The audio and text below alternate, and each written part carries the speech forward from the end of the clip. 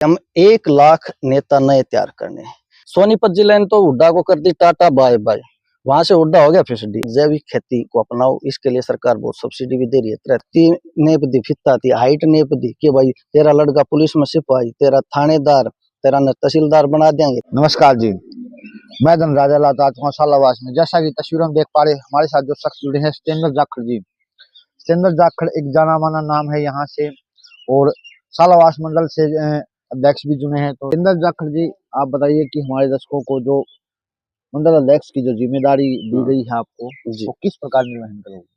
जी देखो, पार्टी में 4 मुख्य पद होते हैं हमारी पार्टी में। जैसे हमारे संगठन के लोगों ने, नेताओं ने, पदाधिकारियों ने हमको बताया है, मंडल अध्यक्ष, जिला अध्यक्ष, प्रदेश अध्यक्ष, राष्ट्रीय अध्यक्ष, और फिर विभिन्न इसमें मोर्चे होते हैं, प्रकोष्ठ होते हैं। हमारे को जो मंडल अध्यक्ष की जो पार्टी ने मुझको जिम्मेदारी दी है जी, इसको हर बूथ सत्र पर जाकर बूथ कमेटियां के लोगों से मिलकर उनको सरकार की नीतियों के बारे में, भाजपा और कांग्रेस सरकार की नीतियों में शासन चलाने की जो उनका ढंग है उसके बारे में इनका अंतर बताकर, और भाजपा सरकार ने जो जन कल्याणकारी लोगों के हित के लिए जो काम किए हैं, जैसे आयुष्मान भारत है, चिरायु कार्ड है, और ये हैप्पी कार्ड है जो रोडवेज में गरीब परिवार 1000 किलोमीटर तक जो मुफ्त यात्रा कर सकते हैं।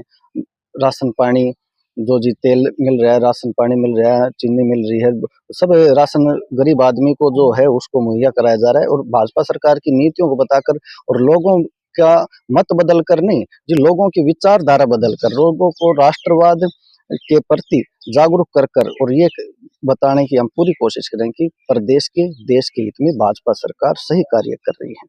लोगों को भाजपा की विचारधारा से जोड़ेंगे, संगठन को मजबूत करेंगे। इसमें हम सफल भी होंगे कि भाई संगठन के प्रति वफादार रहो, संगठन के प्रति, भाजपा के प्रति वफादार रहो।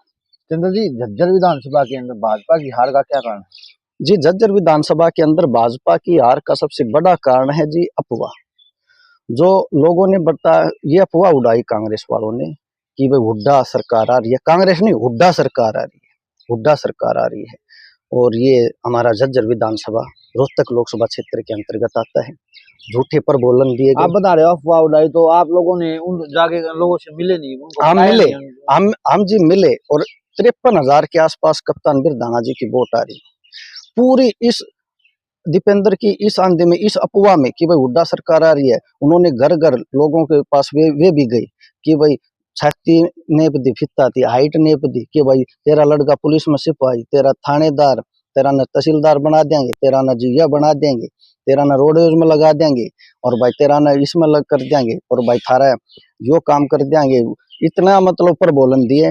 और भाई SC BC परिवारों में थारा 300 गज का प्लाट दे देंगे, और भाई बुढ़ापा पेंशन 6,000 रुपए कर देंगे। उन्हें इतनी अफवाह उड़ाई। और हम भी गए जी, घर घर में गए, लोगों से मिले, हमने समझाया कि भाई बिना खर्ची पर्ची की नौकरी तो भाई हुड्डा राज में, जैसे उदाहरण के तौर पर मेरा गांव में ले लो जी, HCS से लेकर ग्रुप D तक की नौकरियां मेरे गांव में मिल रही हैं। HCS 2017 या 16 में पहली लिस्ट में लगा था, तो 4 घंटे अंदर ही लिस्ट लगा दी थी। मेरा गांव का लड़का विकास जाखड़ जी, आज तक इस गांव में कोई HCS नहीं लगा है, कोई भी नहीं लगा, पहले HCS लग गया। अच्छा, फिर ग्रुप D में सबसे नीचे वाली नौकरी हरियाणा सरकार की ग्रुप D होती है, उसमें भी जी बच्चे लगे हैं। कुल मिला के 80 के करीब 10 सालों में मेरे गांव में नौकरी लगी है। उनके कार्यकाल में कोई 18-20 नौकरियां मिली थी, और जैसे मिलती थी वो बताने की जरूरत नहीं है। और हमने मेहनत करी, इस मेहनत का परिणाम यह है कि 53,000 वोट कप्तान बिरधाना जी भारतीय जनता पार्टी के प्रत्याशी 2024 विधानसभा में ले गए। इतनी अफवाहों के बाद हमने तो जी सच्चाई पे काम किया। हमने ये नहीं कहा भी हम बुढ़ापा पेंशन 10,000 कर दें, 5,000 कर दें। जैसा हर साल सरकार बढ़ा रही है वैसे ही चलेगा। हमने कोई भी झूठा प्रबोधन नहीं दिया। उन्होंने जनता को बरगलाने का काम किया। इस बात में वे कुछ हद तक कामयाब हो गए। गीता बुक्कल जी जीत गई, लेकिन अब लोगों को बहुत पछतावा है इस बात का। जो कार्यकर्ता को वो दी जा रही है, क्या उससे खुश हो गया? हाँ जी, बिल्कुल खुश है। क्या फायदा होने वाला है इससे आगे? देखो जी, ऐसा है कि अब नायब सैनी जी और मंत्री विधायक जो भी पार्टी के पदाधिकारी हैं, कार्यकर्ताओं से मीटिंग होती रहेगी। OSD साहब भी सब पूरे हरियाणा में घूमते रहेंगे, तो वो नीचे का फीडबैक लेते रहेंगे। इससे मान लो अधिकारियों की हम जो भी कोई लापरवाही होगी या कुछ दूसरा उनका गलत रवैया होगा, उसके बारे में उसको अवगत कराते रहेंगे, बात ऊपर तक जाती रहेगी, तो उसका बहुत फर्क पड़ेगा। अधिकारियों के ऊपर भी, कर्मचारियों के ऊपर भी, आमजन के ऊपर भी, जिनके ऊपर कोई प्रशासनिक जिम्मेदारी है, उनके ऊपर इस बात का फर्क तो पड़ेगा कि भाई कार्यकर्ताओं से, पार्टी के, सरकार के विधायक, मंत्री, ओएसडी हैं, वे मिलते रहते हैं, तो इस बात का फर्क तो है जी। दबाव तो थोड़ा महसूस करेंगे, गलत काम नहीं करेंगे। और भारतीय जनता पार्टी का कार्यकर्ता, संगठन का कोई भी आदमी नाजायज काम के लिए किसी अधिकारी के पास नहीं जाता। आप सालावास मंडल से अध्यक्ष बनाए गए जी। हो, तो आप अपने एरिया में क्या क्या काम करवाना चाहोगे? देखो जी, बस एक समस्या है ज्यादा, रोड की समस्या है। जो मास्तानेल से धनिया मोड़ तक जो रोड है, इसकी खस्ता हालत है। और नहीं तो तकरीबन सब गांवों में बिजली, पानी अच्छा मिल रहा है। हाँ, थोड़ी पानी निकासी की भी हर गांव में अव्यवस्था है अभी। इसके ऊपर सरकार को काम करना पड़ेगा, और हम जी रिक्वेस्ट करेंगे अपने अधिकारियों से, यहाँ से अर्जी लेकर जाएंगे। और जिस काम के लिए भी सरकार आपकी बारी से पास जोर है, पिछली योजना में सरकार ने हर घर में नल पहुंचा दिए। ये जी गांव का लास्ट छोर है, इसमें लास्ट छोर है ये गांव का। हुड्डा सरकार यहाँ रहा है, हुड्डा यहाँ का सीएम है, बोले भाई मेरा एरिया है, मेरा एरिया है। यहाँ पानी नहीं आया, इस सरकार ने यहाँ तक इन सब घरों में पानी पहुंचाया। जो गांव में, गांव से दूर भी कोई बस्ती है, एक घर भी है, वहां तक भी पानी पहुंचाया। और इस योजना में सरकार का पूरा ध्यान कांग्रेस तो कह रही थी कि नहर नहीं आ रही इस सरकार में, तो नहीं जी, नहर भी आ रही है, जैसे माइनर है जी, ये अभी बना है, एक महीने में नहर ऐसा कुछ नहीं है। सबको पूरे हरियाणा को बाट मिलकर पूरे हरियाणा को पानी मिल रहा है। एक्स्ट्रा तो जी किसी को दिया नहीं जा रहा और किसी का हक मारा नहीं जा रहा। नहरों का सब पुलों की मरम्मत है, जो पुराने पुल इस सरकार ने किया है। और जो पीछे से ये जो पीछे से सिमटेड होती आ रही, बढ़िया बन रहा है, और ये भी इस सरकार में इसने मरम्मत की है। पानी 15 दिन आता है, 15 दिन। डॉक्टर साहब, एक बात तो आप भी मानते हो, हाँ जी, अभी वर्तमान में जो डीएपी और यूरिया की जो समस्या है वो किसी से छुपी हुई नहीं है। जी जी। तो इन समस्याओं का कैसे समाधान होगा? देखो जी, ये समस्या अब तो फिलहाल यूरिया की नहीं है। सरसों बिजाई के टाइम पर डीएपी की समस्या आई थी, चाहे वो इसमें विधानसभा चुनाव था, सरकार संगठन सब उसमें बिजी था। आगे ऐसा नहीं होगा, और सरकार जोर दे रही है कि भाई जैविक खेती को अपनाओ। इसके लिए सरकार बहुत सब्सिडी भी दे रही है, तरह तरह की योजनाएं लागू कर रही है। और आजकल तो हम देहाती लोगों को, जो ग्रामीण क्षेत्र के किसान है, जो हम किसान है ग्रामीण क्षेत्र है चाहे वो शहरी क्षेत्र, सब समझने लगे कि भाई डीएपी में और यूरिया में जी थोड़ा केमिकल ज्यादा होता है, जमीन भी खराब हो रही है। और आगे आगे लोग इनको यूज भी कम करने लगे। अब थोड़ा जैविक खेती की तरफ रुझान बढ़ने लगे आज, और सरकार इसके ऊपर जोर भी दे रही है।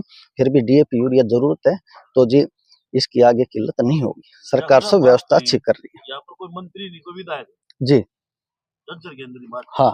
तो क्या आपको उम्मीद है जहाँ पर मंत्री है, विधायक जिस गति से विकास कार्य वहाँ पर होंगे, जी क्या झज्जर में भी उसी गति से विकास कार्य होंगे? जी, पूरी उम्मीद है। अब सरकार पूरे हरियाणा पे फोकस करेगी। पहले कह रहे थे कि हुड्डा साहब के 3 जिले हैं, सोनीपत, रोहतक, झज्जर। सोनीपत जिले ने तो हुड्डा को कर दी टाटा बाय बाय, वहां से हुड्डा हो गया फिसडी। अब रोहतक और झज्जर में हुड्डा ने अच्छा प्रदर्शन किया, हुड्डा ने किया, ना कि कांग्रेस ने। क्योंकि लोग हुड्डा अपने को सर्वोपरि मानता है, कांग्रेस को सर्वोपरि नहीं मानता।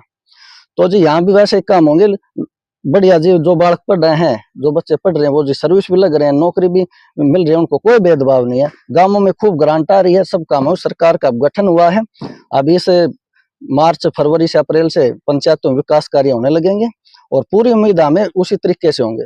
और जो ये रही है एक सबसे बड़ा मुद्दा इस क्षेत्र में, इस रोड का है जी। इसमें फॉरेस्ट विभाग की, कई विभागों की कई तरह की अड़चन है, सरकार की पूरी नीयत है, और इस पर संभावना अप्रैल मई में या मार्च में काम शुरू हो जाए। मतलब आपका कहने का मतलब है कि जो योग्य बच्चा है, हाँ जी, जब वो किसी पार्टी से संबंध रखता हो, उसका चयन जरूर होगा। से वो किसी भी पार्टी से संबंध रखता हो, किसी भी संगठन से संबंध रखता हो, और किसी भी बिरादरी, जाति, समाज से संबंध रखता हो, यदि उसमें पढ़ाई लिखाई की योग्यता है, उसने पढ़ रखा है, गुण रखा है, मेहनत कर रखी है, तो जी चाहे वो बीजेपी को दिन रात गाड़ दो, चाहे मोदी को गाड़ दो, चाहे मोदी की बड़ाई करो, वो जी उसका सिलेक्शन 100%, 100% हो रहा है, और आगे भी होता रहेगा। नौकरियों को राजनीति से बिल्कुल दूर कर दिया है इस सरकार ने। जिसमें योग्यता है वो नौकरी ले। जाखड़ साहब, एक डीसीएम कैटेगरी बनाई है, हाँ जी। तो क्या कारण है कि भाजपा को ये डीसीएम कैटेगरी बनानी पड़ी, और क्या फायदा मिलने वाला है इन लोगों को? वो डीसी में डीएससी उस समाज की मांग थी।